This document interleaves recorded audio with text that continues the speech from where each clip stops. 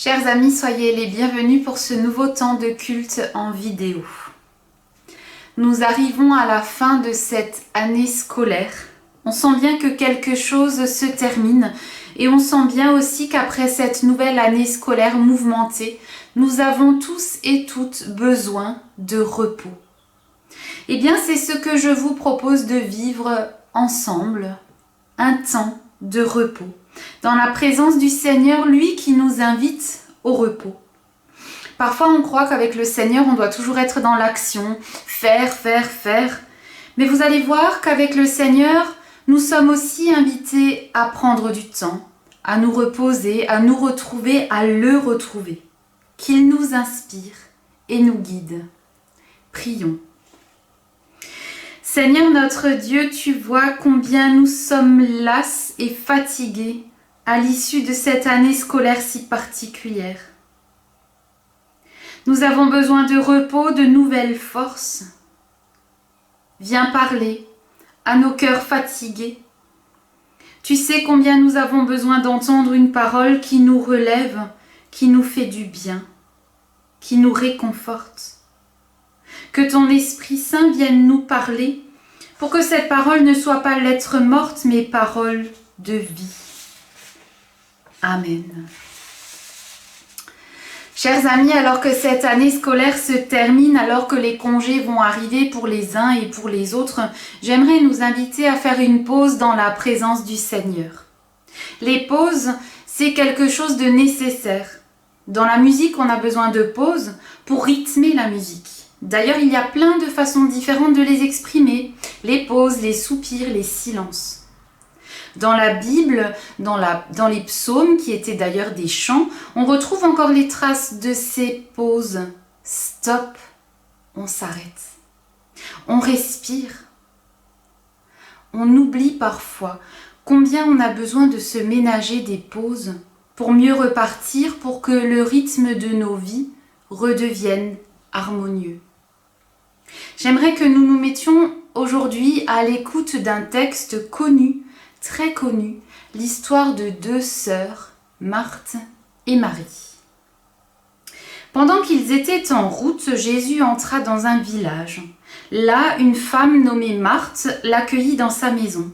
Elle avait une sœur appelée Marie. Celle-ci vint s'asseoir aux pieds de Jésus et elle écoutait ce qu'il disait. Pendant ce temps, Marthe était affairée aux multiples travaux que demandait le service. Elle s'approcha de Jésus et lui dit « Maître, cela ne te dérange donc pas de voir que ma sœur me laisse seule à travailler? Dis-lui donc de m'aider. » Mais le Seigneur lui répondit « Marthe, Marthe, tu t'inquiètes et tu t'agites pour beaucoup de choses. Il n'y en a qu'une seule qui soit vraiment nécessaire. Marie a choisi la meilleure part. Et personne ne la lui enlèvera. Vérité est ta parole, Seigneur. Amen. Nous connaissons probablement tous et toutes ces deux sœurs, Marthe et Marie. Marthe, celle qui s'agite, qui s'inquiète, qui travaille, qui bouge. Et puis Marie, celle qui s'assied aux pieds de Jésus, qui écoute, qui prie, qui contemple. Et que répond Jésus à Marthe qui indirectement fait des reproches à sa sœur qui, elle, ne fait qu'écouter? Une seule chose est nécessaire, Marie a choisi la meilleure part. Autrement dit, Marie a eu raison à ce moment-là de tout laisser tomber pour s'asseoir aux pieds de Jésus. On connaît cette histoire, on sait, on l'a déjà entendue, mais essayons de nous mettre à la place de celles et ceux qui entendent cette histoire pour la première fois. Est-ce que la réaction de Jésus n'est pas surprenante? On a l'habitude d'entendre d'autres sons de cloche.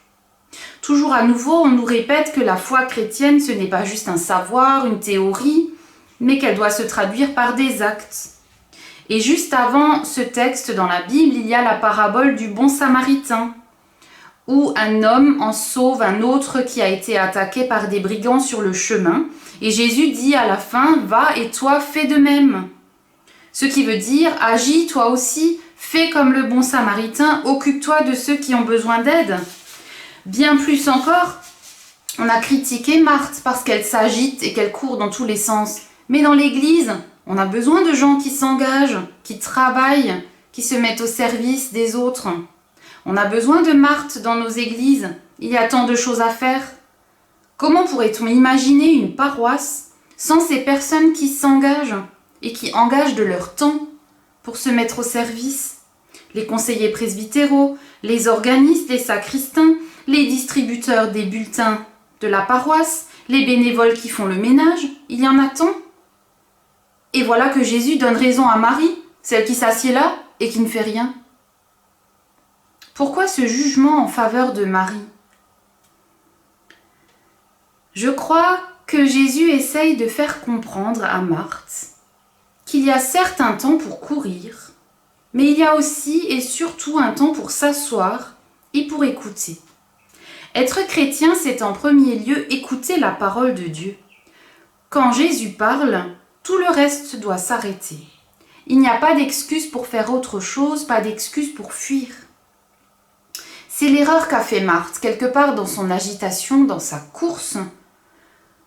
C'était une excuse, une fuite pour ne pas laisser Jésus la recentrer sur l'essentiel. Et je rencontre parfois des gens qui me disent ce genre de choses. Moi, je suis toujours en train de m'occuper de faire quelque chose. Si je m'arrête, je tourne en rond et là, je commence à penser. Et si en plus tout est silencieux, c'est insupportable. Je ne supporte pas de me retrouver face à moi-même, face à Dieu. Et c'est là mon premier encouragement pour cet été qui s'ouvre devant nous. C'est de nous encourager à sortir de la tyrannie du faire. Parce que c'est une tyrannie. Il faut, encore et encore. Osons donc être. Osons sortir de l'excuse, de l'angoisse de nous justifier par nos actes. Arrêtons de nous excuser d'exister. Marthe s'agite dans sa cuisine, elle court à gauche, à droite. Il faut se montrer à la hauteur, recevoir avec la dignité qu'il mérite cet hôte exceptionnel. Bien sûr qu'on aurait peut-être eu la même réaction si Jésus venait s'inviter chez nous. Nous aussi, on voudrait que la maison soit propre, que le repas soit bon. Mais Marthe se perd dans des choses accessoires. Et en fait, elle passe à côté de l'essentiel. Si on lit attentivement ce texte, on remarque que Jésus ne la critique pas directement. Il ne dit pas « Marthe, arrête de t'agiter, viens t'asseoir ».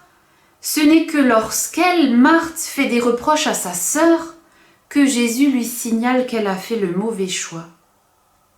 Marie, en revanche, a choisi la bonne part parce qu'il s'agit d'un choix. Et un choix ne va pas sans renoncement. Pour Marie, ça veut dire qu'elle risque effectivement d'être considérée par les autres comme une mauvaise maîtresse de maison. Uniquement s'asseoir et écouter quand il y a la visite d'un hôte de marque, ça n'était pas convenable. Voilà ce que pensait Marthe, voilà certainement ce qu'ont pensé d'autres personnes aussi. À l'époque de Jésus, on ne parlait pas d'égalité des hommes et des femmes. Les femmes, leur domaine, c'était les tâches domestiques. La religion, les discussions des sujets importants, c'était l'affaire des hommes. Mais Marie, elle, a fait le choix de privilégier cette relation avec Jésus plus que toute autre chose. Ce que les gens pouvaient penser ou dire ne lui importait pas. Elle a choisi de donner tout son cœur et tout son temps à Jésus. Et effectivement, cet instant a probablement été précieux pour Marie, et rien ne pourra lui enlever le souvenir de ce moment-là. Et c'est là mon deuxième encouragement pour cet été. Se garder du temps dans la présence de Dieu. Aller au culte, prendre ce temps, c'est aussi renoncer à autre chose. C'est aussi un choix. Mais passer du temps dans la présence de Dieu, ça peut aussi être juste un temps de prière, un temps de silence, un temps de louange pendant une promenade en forêt, un temps de culte en famille. Aller au culte, prier, lire, écouter une prédication, ce n'est pas du temps perdu. Jésus dit, une seule chose est vraiment nécessaire et cette chose, c'est se mettre à l'écoute de la parole de Dieu. Ceux qui font cela ont choisi la bonne part. Est-ce que ce texte serait alors un appel à la passivité ? Est-ce que nous n'aurions donc rien d'autre à faire qu'à écouter ? Je ne crois pas que Jésus nous encourage à ne rien faire. Je crois qu'il nous encourage au contraire à le suivre. Mais souvent, quand nous nous agitons dans tous les sens, c'est une fuite en avant, une façon d'éviter de nous retrouver face à nous-mêmes et face à Dieu. Alors peut-être nous faut-il, et c'est là mon troisième encouragement pour cet été, trouver un équilibre. Être parfois Marthe et parfois Marie, ça n'est pas incompatible. Marthe et Marie, on y a souvent vu une opposition radicale entre les deux sœurs, celle qui travaille et celle qui est assise là à rêver. D'un côté, celle qui agit, la militante, l'active, sous-entendu celle qui n'écoute pas et ne prie pas. Et de l'autre côté, la spirituelle, la contemplative, sous-entendu celle qui n'agit pas. Mais pourquoi opposer les deux? Et si ces deux sœurs étaient plutôt à l'image de nous-mêmes, est-ce que nous ne pouvons pas être parfois Marthe, parfois Marie? Il y a un temps pour tout, nous dit la Bible, un temps pour écouter, un temps pour agir, mais une chose est sûre, lorsque Jésus parle, c'est pour nous le temps de nous taire et de nous arrêter et de nous mettre à l'écoute. D'ailleurs, ce serait le moment peut-être, durant cet été, de reconsidérer toutes nos activités personnelles, professionnelles, paroissiales, au regard de cette parole de Jésus. Chaque activité devrait avoir sa source dans la parole de Jésus. C'est ce que Jésus reproche finalement à Marthe. Il ne lui reproche pas de se mettre au travail, il ne lui reproche pas de s'agiter, mais il lui reproche de se mettre à courir dans tous les sens, alors qu'à ce moment-là, il fallait s'asseoir et écouter. Finalement, Marthe n'a pas su mettre les priorités au bon endroit et au bon moment. Et finalement, cette histoire interroge notre vie, notre foi, notre engagement. Pourquoi est-ce que je cours? Où est ma source? Pourquoi est-ce que je m'agite? Et surtout, est-ce que dans ma course, j'arrive encore à avoir la sagesse de m'arrêter quand Dieu parle? Puissions-nous donc cet été sortir de la tyrannie du faire, nous garder du temps pour nous mettre à l'écoute de la parole de Dieu, nous reposer et ainsi trouver ce délicat équilibre entre Marthe et Marie. Puissions-nous avoir la sagesse de choisir la meilleure part, celle du temps que nous offrons à Dieu, celle du temps que nous passons assis à ses pieds à l'écouter. Amen. Prions.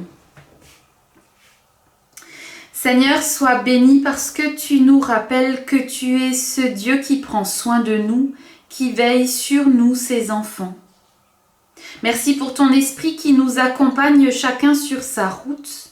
Apprends-nous tous les jours à puiser dans ton amour, à l'accueillir et à en vivre, pour éviter de tomber dans le piège du faire, dans le piège du légalisme. Nous te prions pour les personnes malades de nos familles ou de nos paroisses. Apporte-leur réconfort, guérison et espoir. Donne-nous de garder nos yeux et nos oreilles ouverts. Nous te remettons toutes les personnes qui seront sur les routes cet été. Garde-les, bénis leur temps de repos. Garde aussi tous ceux qui se retrouveront seuls cet été. Nous te remettons nos enfants et nos jeunes pour cette dernière ligne droite avant les vacances. Donne-leur patience et force pour terminer cette année scolaire dans la joie. Et ensemble, comme les enfants d'un même Père, nous te prions. Notre Père qui es aux cieux, que ton nom soit sanctifié, que ton règne vienne, que ta volonté soit faite sur la terre comme au ciel. Donne-nous aujourd'hui notre pain de ce jour. Pardonne-nous nos offenses, comme nous pardonnons aussi à ceux qui nous ont offensés. Et ne nous laisse pas entrer en tentation, mais délivre-nous du mal, car c'est à toi qu'appartiennent le règne, la puissance et la gloire, au siècle des siècles. Amen. Je vous souhaite une belle journée, une belle semaine, un beau temps de repos et que le Seigneur vous bénisse et vous garde. Amen.